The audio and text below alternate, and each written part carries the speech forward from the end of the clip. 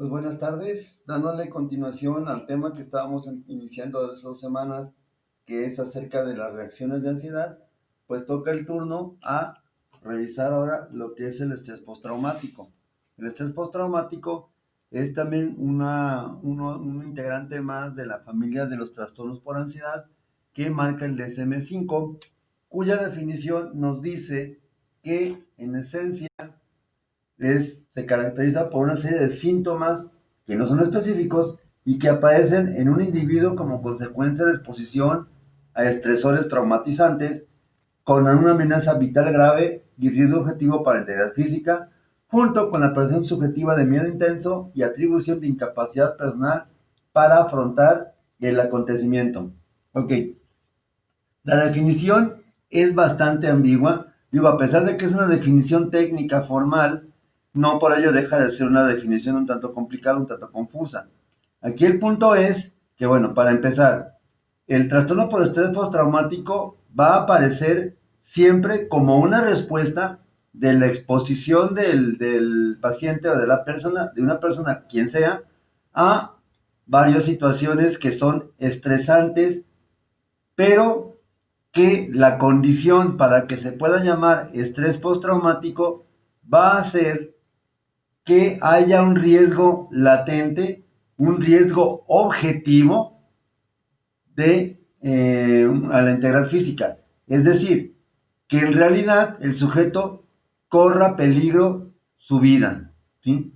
O que de repente el sujeto se vea como rebasado para alcanzar lo que es un estado de equilibrio.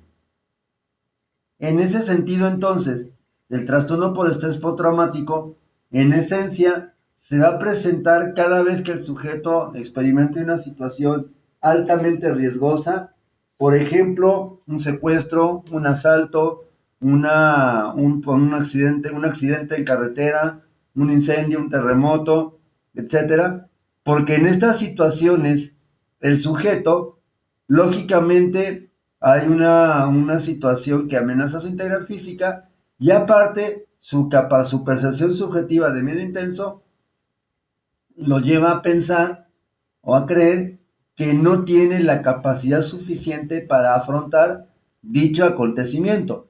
Eso en esencia es el trastorno por estrés postraumático. En ese sentido, pues la definición de que estaba en el DSM-5 pues es un tanto complicada. En pocas palabras, básicamente significa esto. Aquí el punto interesante es justamente a qué le llamamos evento traumático. No cualquier cosa va a tener ese o va a poder recibir esa denominación.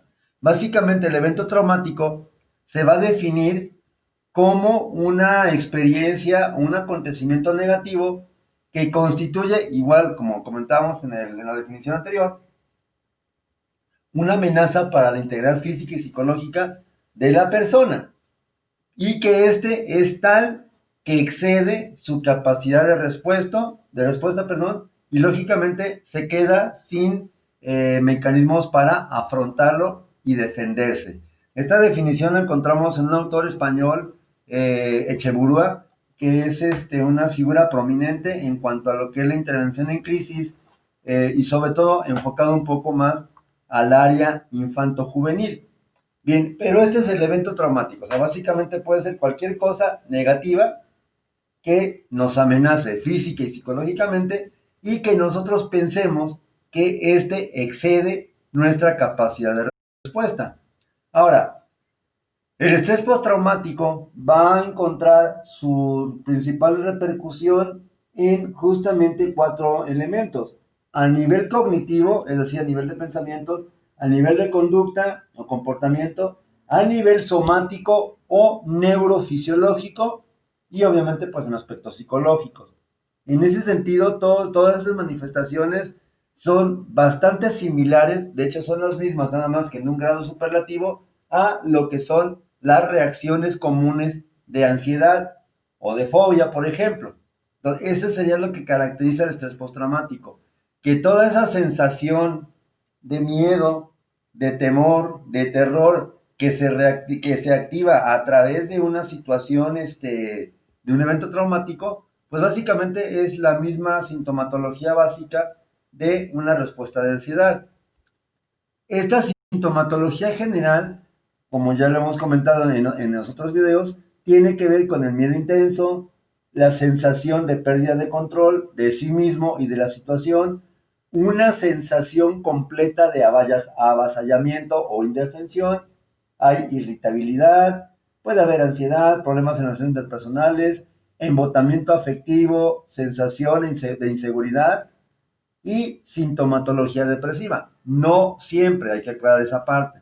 Esto sería lo que en general acompaña el estrés postraumático. Ahora, para diferenciar el estrés postraumático de una reacción de ansiedad normal, en este caso la sintomatología que va a caracterizar típicamente a estos cuadros clínicos suele ser la cuestión de revivir, rememorar, recordar de manera involuntaria el evento traumatizante original.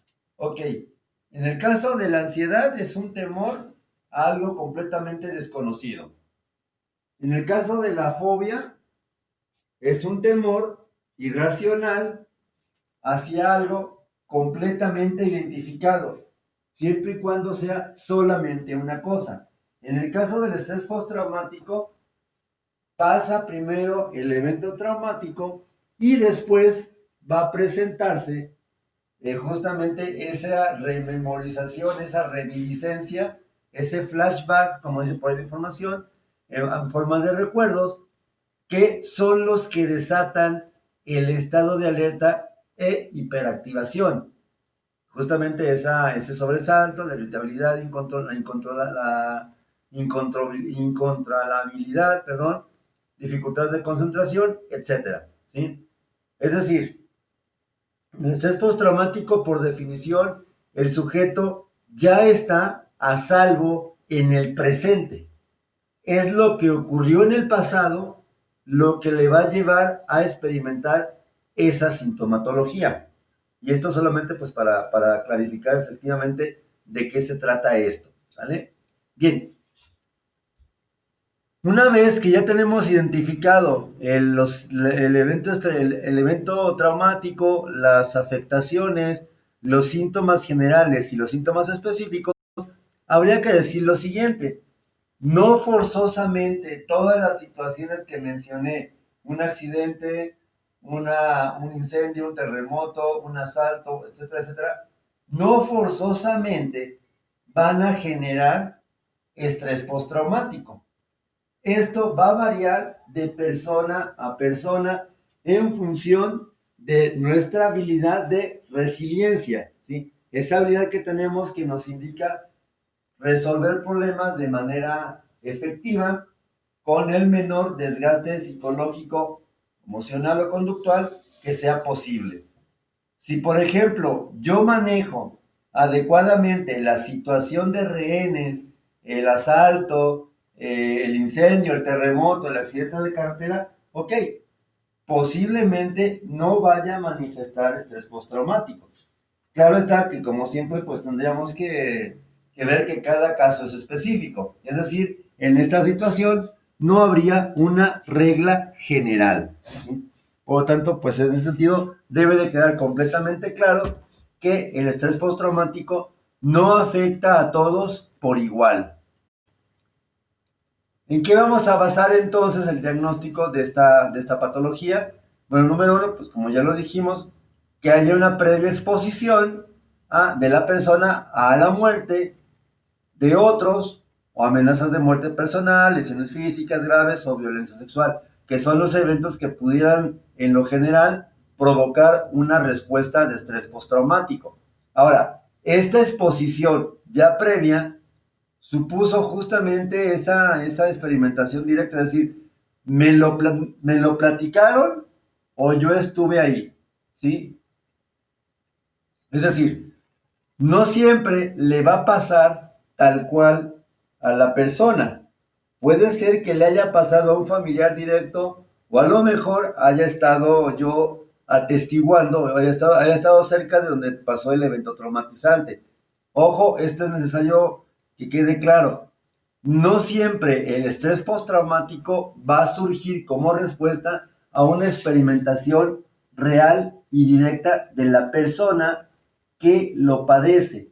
Puede ser que haya una vivencia indirecta, como dice aquí la información, ya sea habiendo presenciado un suceso que ocurría a otros o habiendo sabido de este a través de la experiencia de un miembro cercano de su familia o amigo íntimo. Es decir, a lo mejor me comenta mi pareja, mi familia, mi esposa, mis padres, mis hermanos, etcétera, quien sea, alguien significativo para mí. No, ¿sabes qué? Fíjate que pues anoche iba yo en el camión y me arrebataron la bolsa, me asaltaron, me pusieron la pistola en el cuello, en la garganta, en la boca, etcétera, etcétera. No le pasó a la persona que está escuchando el asunto. Lo está oyendo de la persona quien sí lo presentó. Puede ser entonces que tanto la persona que lo vivió en carne propia como a quien se lo contó padezcan ambos el estrés postraumático. No es imitación, no es de repente contagio social, simplemente es que los mecanismos de defensa del yo justamente permiten o hacen posible que esto se dispare, ¿sí? Y en ese sentido, pues básicamente por una situación de que inmediatamente conecto, chin, es que yo estaba allí, supongamos, se cayó un edificio, híjole, y yo iba a ir hoy a, no sé, a hacer un pago, a visitar a alguien, etcétera, ¿sí? Y a lo mejor, como no fui o no pude ir por la razón que haya sido, me pasa esto, ¿sí? Eso es importante que quede claro. No siempre se va a requerir que el sujeto que tiene estrés postraumático efectivamente lo haya experimentado en carne propia, ¿sí?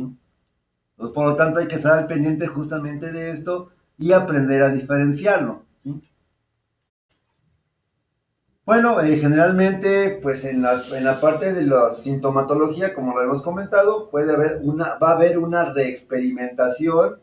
Generalmente el sujeto va a buscar una evitación cognitiva, es decir, no querer pensar en el asunto, que suele ir acompañada de una evitación literal a nivel de conducta, es decir, no paso por ahí, ya no me subo a un camión, ya no agarro el coche, ya no salgo al horas de la noche, ya no me asomo a la calle, porque justamente esta es la forma en que los mecanismos de defensa protegen a la persona, pues de alguna forma reprimiéndola, tal vez, si se quiere decir el término, nos encierran dentro de nosotros mismos.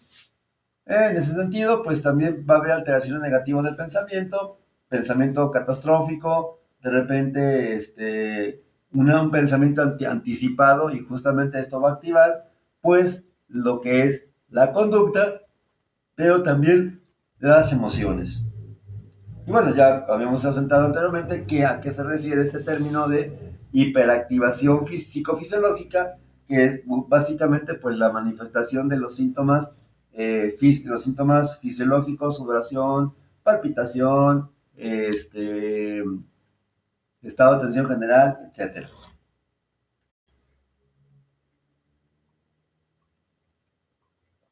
Ahora, puede ser en lo que es el curso pronóstico y evaluación que los síntomas de estrés postraumático, para empezar, deberán aparecer durante los 3 primeros meses posteriores al evento traumático. Es decir, hoy que es octubre, me pasa algo, en octubre, noviembre, diciembre, en enero, debo de experimentar justamente estos primeros síntomas. Es decir, en este caso daríamos de un inicio demorado. Es decir, no inicia inmediatamente. Puede pasar tiempo justamente para procesarse toda esta información a nivel orgánico, a nivel cerebral, perdón, o a nivel cognitivo, y es hasta los 3 meses cuando un evento que nada tiene de estresante en ese momento, de repente me pone en ese estado de hiperactivación psicofisiológica.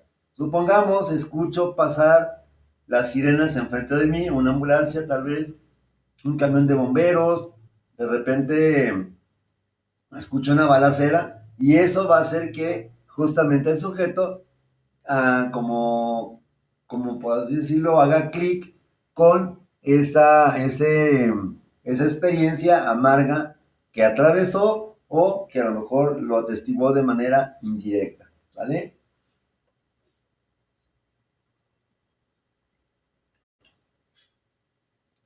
Hay que aclarar algo muy importante en el TPT o trastorno por estrés postraumático. Paradójicamente, el estrés no es la causa que genera el trastorno. ¿Qué significa esto? Que más bien lo que va a provocar el trastorno es la reacción del sujeto a esa situación traumática, la presencia de traumas anteriores, digámoslo así, la percepción que tuvo el sujeto del evento traumático. Es más, de repente, a lo mejor, y es muy común, voy en un camión y de repente, pues, o voy dormido, voy distraído, etcétera, y no me di cuenta que a la persona de atrás, a lo mejor la persona que estaba bajando, le quitaron su bolsa, a lo mejor de repente pues el maleante de repente a lo mejor asaltó a alguien, o sea, le sacó la pistola, pero yo ni me di cuenta porque yo iba distraído. Puede pasar. En ese sentido, ¿estuve en una situación traumática? Sí, tal vez, pero en ningún momento yo la evalué como tal, porque para empezar, ni siquiera me di cuenta de ello. Ahora también tendríamos que ver la intensidad.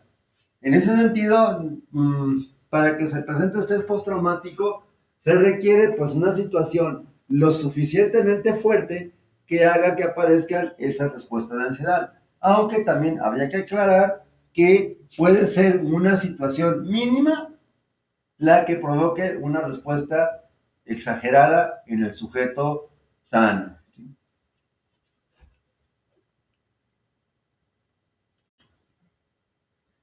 Ahora, también tenemos dentro de esta misma dinámica de los trastornos por estrés, tenemos otro más que se llama trastorno por estrés agudo.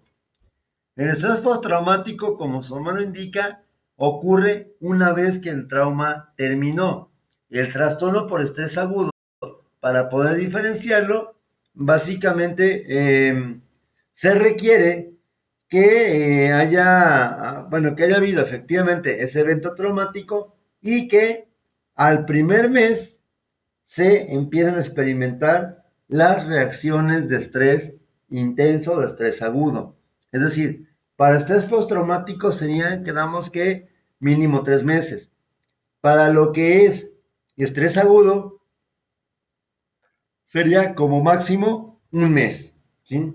Por lo tanto, ok, primero ocurriría el estrés agudo y después el estrés postraumático. En ese sentido, por eso se maneja al principio de la información, que es una especificación del TEPT. En ese caso, se comenta que el trastorno por estrés agudo, TEA, se introdujo en el DSM-4, perdón, para describir las reacciones de estrés agudo producidas en el primer mes después de la exposición a un evento traumático. Aquí el punto de comparación, el punto, digámoslo así, el punto que va al hilo conductor va a ser justamente que primero ocurre el evento, al mes el estrés se incremente de forma descontrolada y solamente para lo que es el estrés postraumático sería esperar a ajustar tal vez un aniversario más o una situación mucho más comprometedora donde se pueda reactivar o se pueda activar esa sensación de miedo irracional e intenso. Bien, tenemos a continuación una pequeña figura para tratar de entender esto de la mejor manera.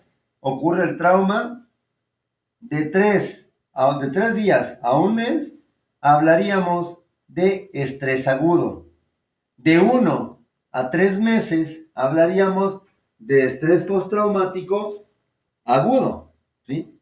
Y de 3 meses para adelante, hablaríamos de un TPT ya traumatizado, ya crónico. Es decir, que ya tiene una duración muy superior a una duración habitual o una duración común y corriente de una respuesta de miedo o de pánico.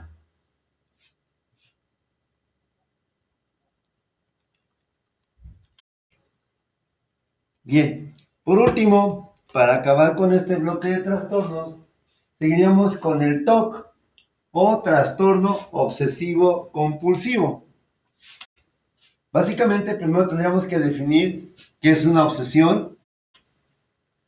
La obsesión va a ser una idea de naturaleza intrusiva que una vez que ingresa al pensamiento es imposible, el sujeto que la padece, es imposible que la controle y ya no puede dejar de pensar en ello.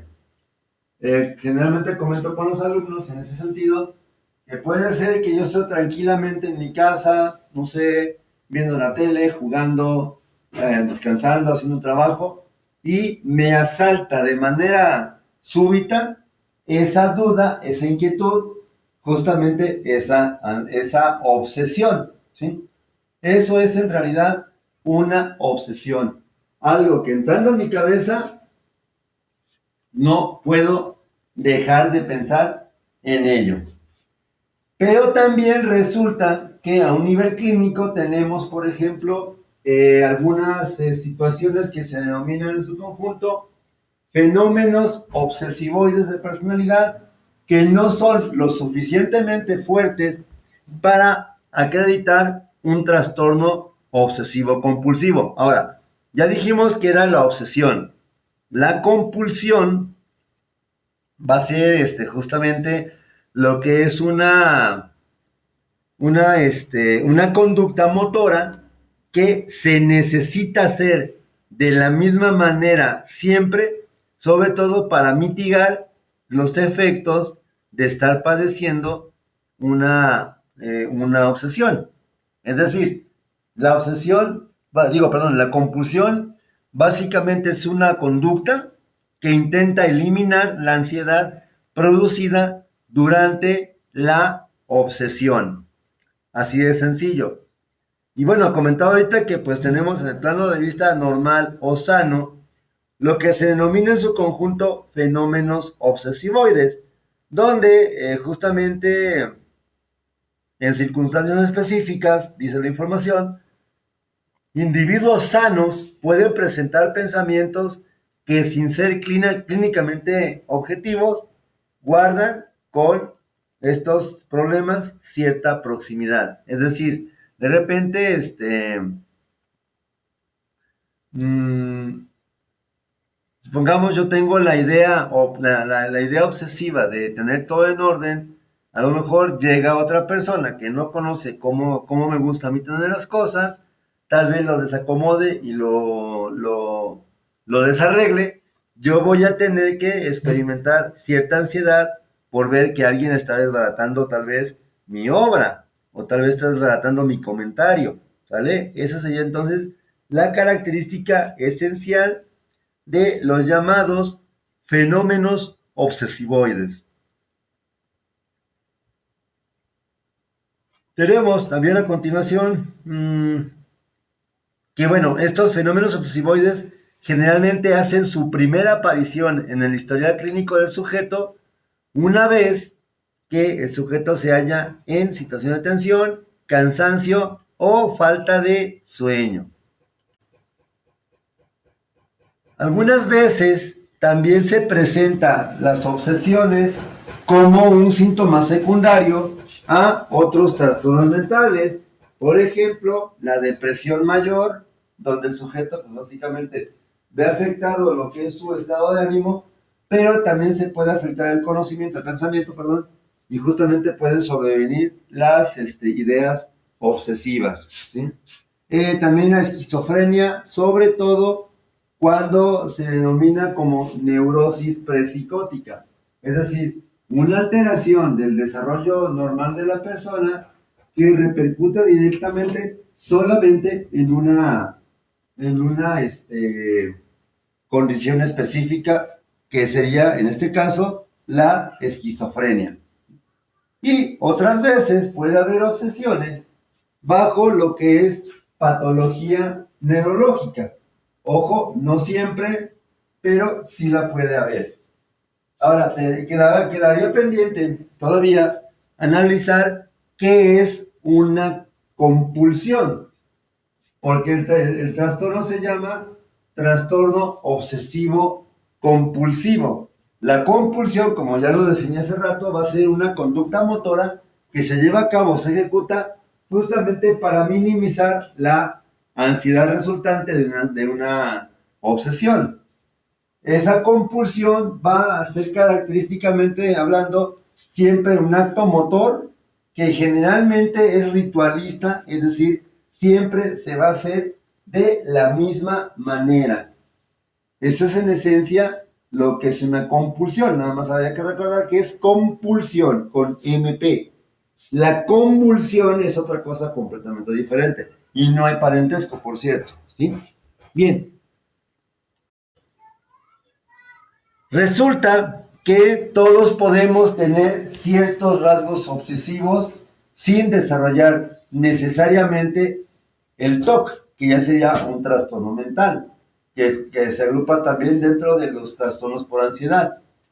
En un nivel, digamos, de personalidad, tenemos que justamente puede presentarse como una persona que tiene un carácter muy forzado, de repente, básicamente, el pensamiento de una persona o con rasgos obsesivos va a ser absurdo o por lo menos exagerado.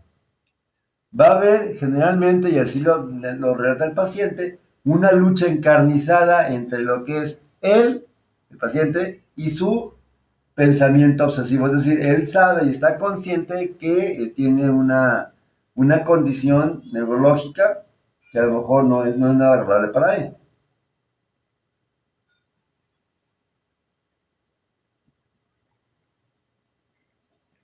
Otro punto va a ser que generalmente, al igual que en el TOC a nivel clínico, las personas con rasgos obsesivos de personalidad también van a presentar o van a exhibir conductas ritualistas o compulsiones para controlarla.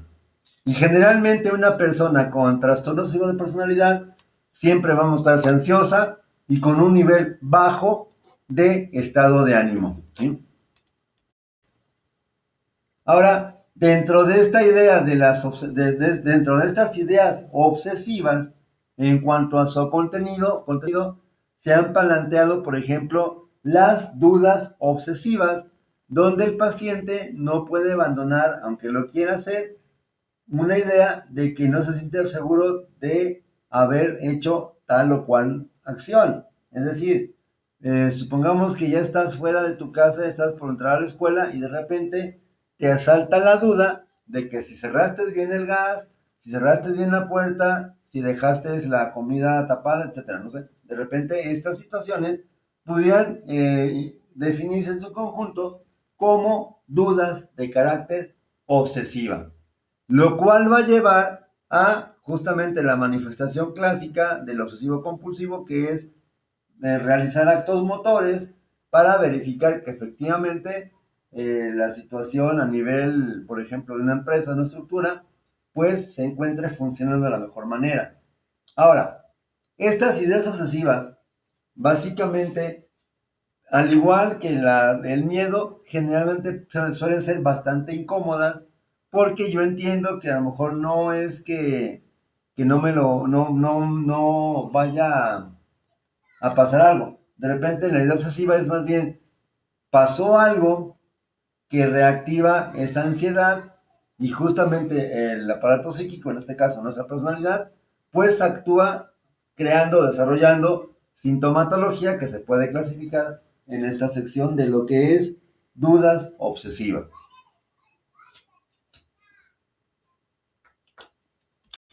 Tenemos otro muy interesante que, por cierto, en estos tiempos de pandemia, muchas personas lo están padeciendo, que es justamente las obsesiones nosofóbicas, donde te estoy intensamente preocupado y asustado ante la inminente posibilidad de adquirir o contraer, bueno, en este caso hablamos de coronavirus.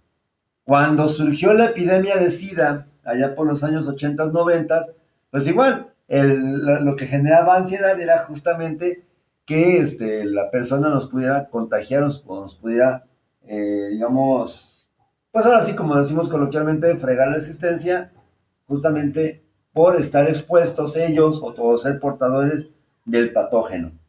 En ese sentido, las dudas o las obsesiones nosofóbicas tienen que ver con esto, es decir, estoy muy preocupado por mi estado de salud y aparte también no estoy del todo con certeza de si realmente hice o no correctamente eh, lo necesario para poder curarme o para poder estar saludable.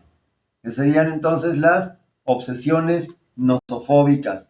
Otra más serían los escrúpulos obsesivos, donde de repente al paciente que los tiene le entra así como la vertiente filosófica y va a estar como muy pendiente de si está haciendo realmente el bien, si está haciendo el mal, si de repente está manejando con adecuada responsabilidad sus asuntos, cuestiones como la culpa o todavía más complicadas, el pecado. Son este tipo de personas que suelen ser muy cuadradas en lo que son, por ejemplo, sus conductas, en sus valores, y de repente no suelen salirse mucho de esos parámetros de seguridad en cuanto a lo que es los valores y las costumbres, y básicamente cualquier cosa tenderían a, digamos, a, bueno, por así decirlo, a satanizarlo cuando en realidad no lo es. Ahora, de repente, estas personas son los típicamente descritos como perfeccionistas a ultranza, que no es otra cosa más que personas que viven prácticamente demandándose ellos solos una acción o una conducta perfectamente bien hecha, bien delimitada. Esas serían las personas que padecen los escrúpulos obsesivos. Y bueno, cuando de repente piensan que han hecho algo malo, pueden intentar incluso compensando el daño hacia otra persona, confesándose, si es que son católicos, finalmente con la idea de que todos sus pecados o sus faltas van a ser perdonados de acuerdo pues a esta doctrina. Otra más serían las ideas de contraste. De repente, justamente, en esta tipología, en esta descripción de pensamientos obsesivos, el sujeto va a padecer justamente de manera violenta en su mente estas ideas como un fogonazo, dice la información, que se extiende y se extingue dejando al paciente muy alterado. Es decir, la idea obsesiva asalta, pero de repente se va. Pero de entrada cumplió con su objetivo de generar un estado de intranquilidad, un estado justamente de mucha duda, mucha, digamos, creencias erróneas o sentimientos ajenos a uno mismo. Esas serían las ideas de contraste. Otro más, fobia de impulsión, que básicamente el sujeto vive con un miedo terrible a un día perder el control o llegar a hacer algo que no quiere hacer, que obviamente esto tendría que ser algo en extremo, digamos, muy culposo, muy cargado de valores religiosos sobre todo, y justamente sería un miedo a perder por definición, un miedo a perder el control sobre los impulsos propios. De repente a lo mejor una persona que de repente, si voltea a ver a una chava de buen ver, una muchacha de buen ver, a lo mejor si tiene fobias de impulsión, ok, va a hacer lo posible por recuperar ese control. Y puede ser que se flagele, se confiese, como dijimos anteriormente, pero en esencia va a estar siempre con esa sensación de que algún día puede convertirse en un depredador sexual incluso, que a lo mejor no va a ser nunca, pero él vive con ese miedo. Otra más, ok, sobre todo en personas que teniendo también ideas obsesivas, tienen o involucran mucha parte de su tiempo de repente en dar la respuesta o buscar las respuestas a cuestiones netamente filosóficas. quiénes somos, a dónde vamos, qué hay después de la muerte, qué hay antes de la vida, en dónde estamos antes de vivir. De repente, justamente el lucubrar con el origen del universo, por qué las cosas son como son y no son de otra forma. Es más, todavía peor, ¿realmente estoy viviendo en una realidad o es una realidad al estilo de Matrix? ¿Sí? Esas son las cavilaciones sucesivas. Lógicamente se presenta mucha ansiedad y el sujeto finalmente se va a cansar por no poder tener esas respuestas que él quisiera tener. Por último, tenemos una patología un tanto más rara que se llama aritmomanía, que es la ansiedad obsesiva de contar, perdón, sumar, comprobarse una cantidad de escapicua, es decir, si se puede sumar por sí, si se puede, si la suma de ellos dos dan un número par, por ejemplo, o si no, o, insisto, si son impares, etcétera, etcétera. Es decir, son personas que su obsesión es la matemática, los números. ¿Sí? Ojo, los matemáticos no tienen aritmomanía. Ciertamente a ellos les gusta mucho la parte del razonamiento formal, el razonamiento lógico de la matemática. Pero no vamos, ¿ok? Cuando tienen que dejarlo, pues lo dejan. La persona que tiene aritmomanía no va a, ¿cómo decirlo?, a cesar en sus, digamos, en su impulso de comprobar, digamos, la cuadratura de un cuadrado, de repente medir algo en cuanto a lo que son los lados, etcétera, etcétera. ¿Sí? Bien, con este trastorno damos término a lo que es la parte de los trastornos de ansiedad. Como siempre, cualquier duda, sugerencia o comentario a través de los comentarios del video, no olviden darle like y también, pues a través de redes sociales, WhatsApp sobre todo, eh, para cualquier duda, aclaración. Por mi parte es todo y no me resta más que desearles un feliz fin de semana y un feliz inicio de ya octubre. Nos vemos en el próximo video y hasta pronto.